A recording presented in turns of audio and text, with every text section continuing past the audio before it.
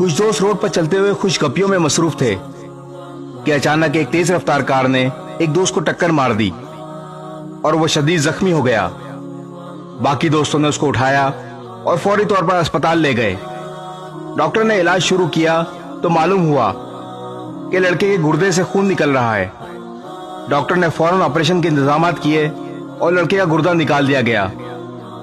लड़का होश में आया तो डॉक्टर ने उसको बताया कि अगर तुम्हारा एक्सीडेंट ना होता तो तुम तड़प तड़प के मर जाते।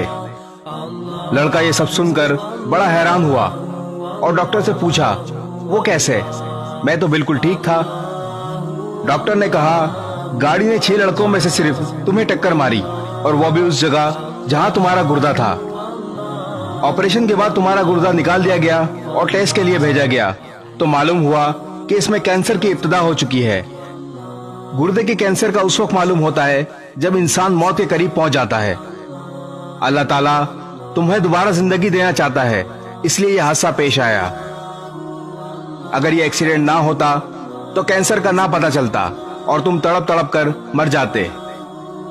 अल्लाह ताला अपने बंदों से 70 माओं से ज्यादा प्यार करने वाला है, इसलिए इंसान को हर हाल में अल्लाह का शुक्रगुजार होना चाहिए, क्योंकि अल्लाह जो भी करता है वो हमारे भले के लिए करता है। वो कहते हैं ना, जो होता है अच्छे के लिए होता है। ठीक कहते हैं। इस वीडियो को शेयर जरूर करें, हो सकता है आपके एक शेयर से ये बात किसी के दिल में उतर जाए।